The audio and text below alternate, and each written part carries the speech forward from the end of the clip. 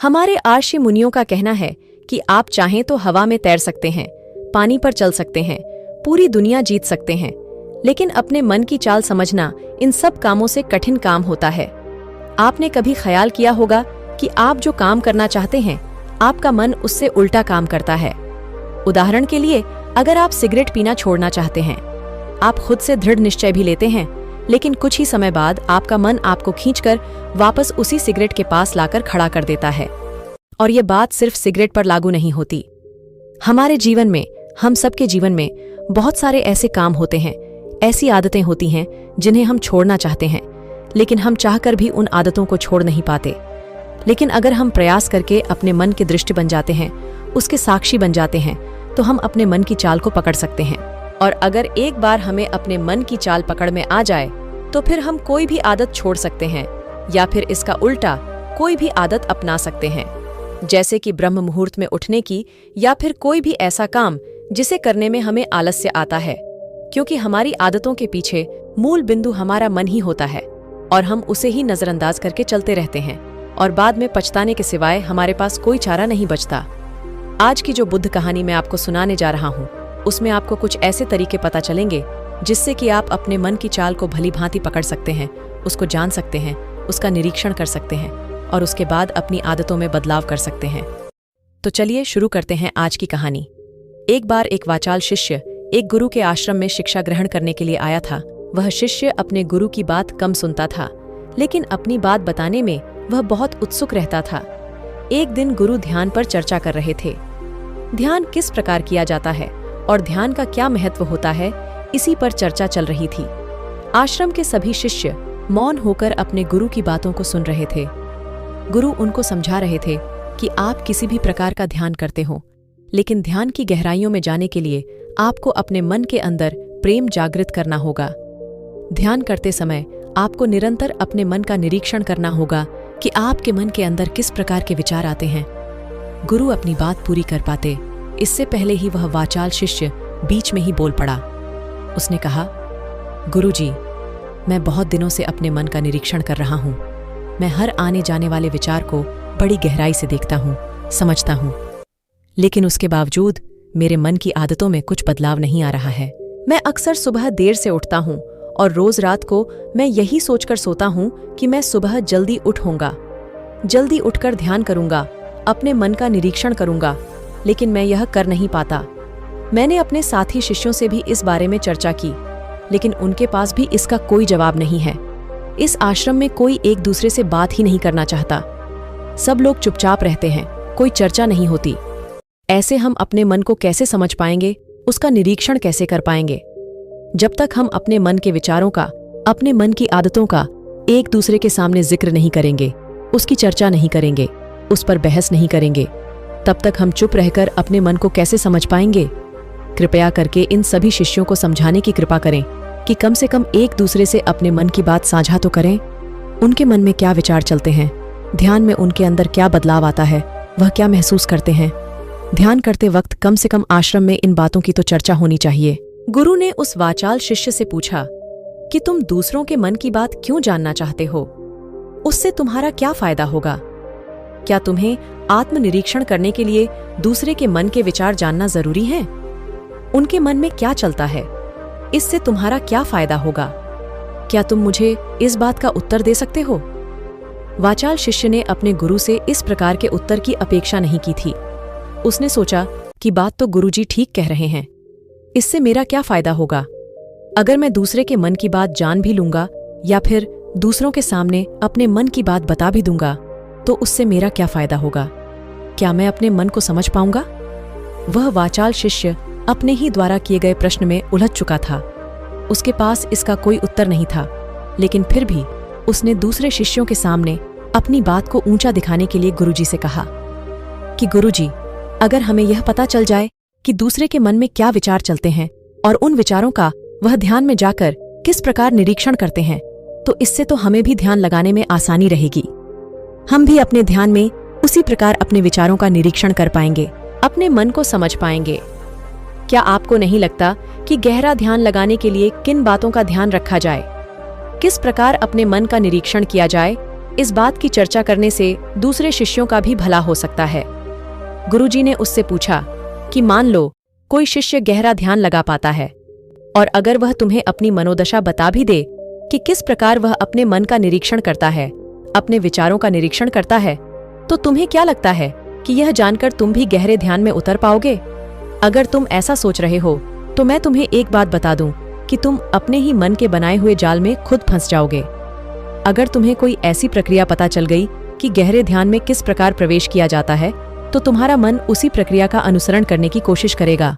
तुम वर्तमान में उपस्थित होकर अपनी मनोदशा नहीं समझ पाओगे, बल्कि तुम्हारा मन तो उस प्रक्रिया के विचारों में उलझा रहेगा। तुमने अपने मन को एक काम दे दिया करने के लिए और तुम्हारा मन उसी काम को करता रहेगा। तुम भी उस काम में सम्मिलित हो जाओगे। तो तुम अपने मन का निरीक्षण किस प्रकार कर पाओगे? क्योंकि तुम तो खुद अपने मन के साथ सम्मिलित हो गए, तुम तो खुद अपने मन के साथ एक हो गए। गुरुजी ने आगे बताया कि तुम अपने मन को तभी समझ सकते हो जब तुम अपने मन से अलग हटकर अपने मन को देख पाओ, अपने मन की चाल को दूर से खड़े होकर समझ पाओ। जिस भी विषय को या जिस भी चीज को तुम्हें समझना हो, तुम्हें उसे अलग होकर देखना होगा। अगर तुम उसके साथ एक हो गए तो तुम उसको कभी नहीं समझ पाओगे, तुम उसके साथ सम्मिलित हो जाओगे। जिस प्रकार तुम अपने विचारों को समझने की कोशिश करते हो, लेकिन विचारों को समझते समझते तुम अपने ही विचारों में खो जाते हो। कभी अनुभव किया है तुमने? शिष्य ने हाँ में सिर हिलाते हुए कहा कि गुरुजी, जब भी मैं अपने विचारों का निरीक्षण करने लगता हूँ तो ऐसा ही होता है, मैं अपने ही विचारों में खो जाता हूँ।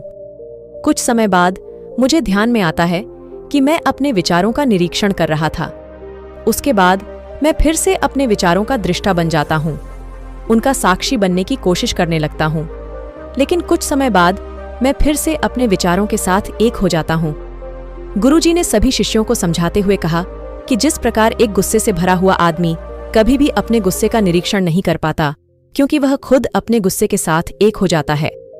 वह अपने गुस्से को ही अपना अस्तित्व मान लेता है और इसीलिए वह यह कभी नहीं देख पाता कि गुस्सा उसके मन को किस प्रकार प्रभावित कर रहा है, किस प्रकार यह गुस्सा उसके मन को दुखी कर रहा है।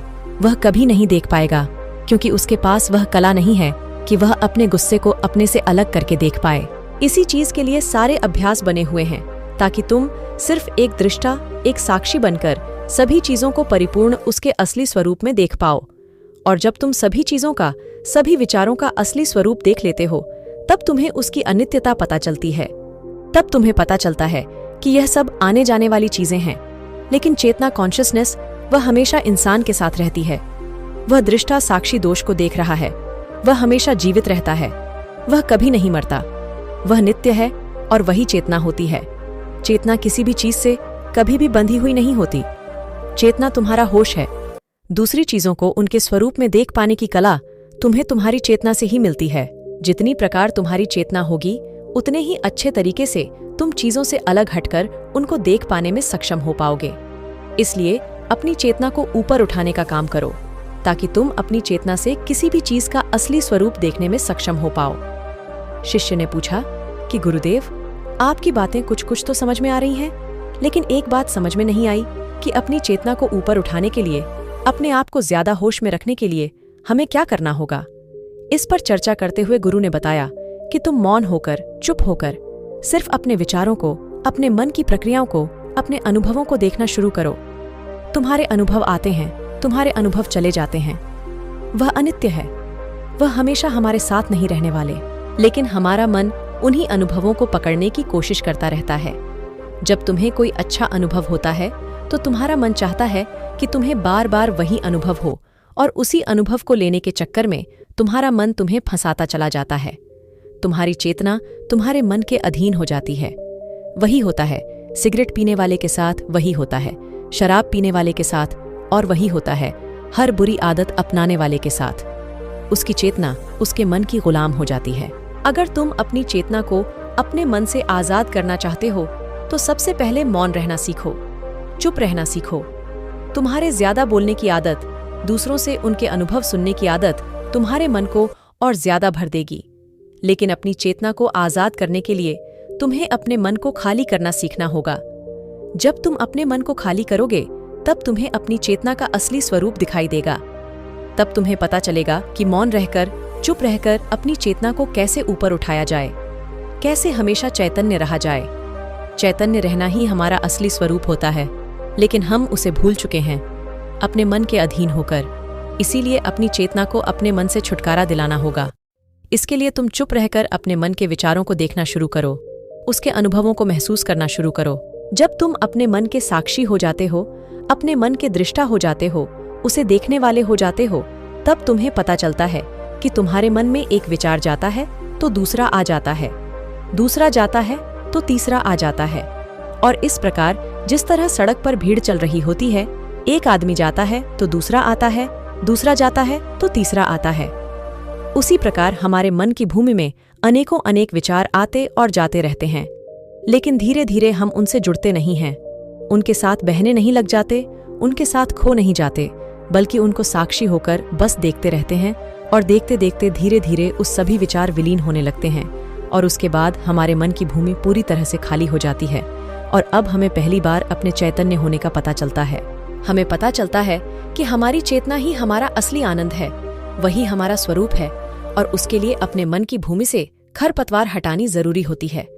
उसके लिए मेहनत नहीं करनी, बस उन विचारों को देखते रहना है। एक विचार जाता है तो दूसरा आता है, दूसरा जाता है तो तीसरा आता है। बस देखते रहो, साक्षी बने रहो, दृष्टा बने रहो, और देखते देखते वह विचार विलीन हो जाते हैं। लेकिन इसके लिए तुम्हें चुप रहकर अभ्यास करना होगा। चुप रहकर अपने विचारों का आत्मनिरीक्षण करना होगा, अपने मन की भावनाओं को समझना होगा। कब तुम्हें गुस्सा आता है, कब तुम्हें खुशी होती है, उसे अलग खड़े होकर देखना होगा। जब भी हमें गुस्सा आता है या खुशी होती है या किसी से घृणा होती है, तो हम तत्क्षण उत्तेजित हो जाते हैं और उत्तेजना की वजह से ही हम उन भावनाओं को अलग होकर देख नहीं पाते। लेकिन अगर हम उत्तेजित न हों, शांत रहें, शिथिल रहें, तो हम अपने मन की भावनाओं को समझ सकते हैं, उनको जान सकते हैं। और जब हम अपने मन की भावनाओं को जानने लगते हैं, तब हमें पता चलता है कि कोई भी भाव हमेशा नहीं रहता। एक भाव जाता है तो दूसरा चला आता है। खुशी हमेशा नहीं रहती, दुख हमेशा नहीं रहता, गुस्सा हमेशा नहीं आता, घृणा हमेशा नहीं होती। जब इन बातों को हम समझने लगते हैं, तो ये सारे भाव हमारे अंदर से विलीन होने लगते हैं और सिर्फ एक प्रेम, एक आनंद हमारे अंदर बच जाता है। उसे ही हम परमानंद कहते हैं और वही हमारा असली स्वरूप होता है। इसीलिए अपने मन की चाल में तुम खुद मत फंस जाना। अपने मन की चाल को दूर खड़े होकर बस देखते रहना, और देखते देखते वो चाल तुम्हारा मन से पूरी तरह से विलीन हो जाएगा। और जब कोई मन में उलझन नहीं बचेगा, तभी हम हर चीज में अपना मन लगा सकते हैं, हर काम को पूरे ध्यान पूर्वक कर सकते हैं। असल में मन का विलीन होना ही ध्यान में प्रवेश होता है। जब तक हमारा मन हावी होता है, तब तक हम ध्यान में प्रवेश नहीं कर पाते, क्योंकि हमारा मन करेगा तब हम ध्यान करेंगे, और जब हमारा मन नहीं करेगा तब हम ध्यान नहीं करेंगे। और ऐसा हर काम में लागू होता है। लेकिन एक बार अगर हमारा मन विलीन हो जाता है, तो हम हर काम में ध्यान लगा सकते हैं, और ध्यान ही हमारा असली स्वरूप बन जाता है, वही चेतना बन जाती है। इस ज्ञान भरी चर्चा को सुनकर सभी शिष्य प्रसन्न हो गए। लेकिन गुरु ने उन्हें चेतावनी देते हुए कहा कि तुम प्रसन्न हो रहे हो, यह भी तुम्हारे मन की एक भावना है। तुम्हें ये बातें सुनने में मजा आ रहा है, इसीलिए तुम प्रसन्न हो रहे हो। लेकिन ये बातें हमेशा कोई तुम्हें नहीं सुनाएगा, और इसी वजह से तुम्हारा मन हमेशा प्रसन्न नहीं रह पाएगा। अगर तुम्हें असली आनंद की खोज करनी है, ऐसी प्रसन्नता हासिल करनी है जो कभी विलीन ना हो, तो तुम शांत होकर, मौन होकर, भावना रहित होकर अपने विचारों और अपनी भावनाओं को देखना शुरू करो। उसके बाद तुम्हें खुद ही महसूस होगा कि चेतना जो होती है वह शाश्वत होती है, वह कभी नहीं मरती, और बाकी सभी चीजें अनित्य हैं। वह खत्म हो जाएंगी, वह मर जाएंगे, वह पीछे छूट जाएंगी। कोई भी चीज इस संसार में शाश्वत नहीं होती सिवाय हमारी चेतना के। जब हमारे प्राण छूटते हैं, तो हमारे शरीर से सबसे पहले हमारी चेतना ही निकलती है। इसीलिए चेतना कभी नहीं मरती। गुरु ने सभी को निर्देश देते हुए कहा कि आज हम मौन रहकर अपने मन के विचारों और उसकी भावनाओं पर ध्यान लगाएंगे, उसके साथ सम्मिलित नहीं होंगे, बस उसे दूर से खड़े होकर देखते रहेंगे। थोड़ा कठिन है, लेकिन अभ्यास करने से तुम इसमें माहिर हो जाओगे। और इसके बाद गुरु ने सभी को ध्यान लगाने का संकेत किया। दोस्तों, जाते जाते आपसे एक सवाल, यदि आप इस सवाल के जवाब जानते हैं तो कमेंट में अवश्य लिखें।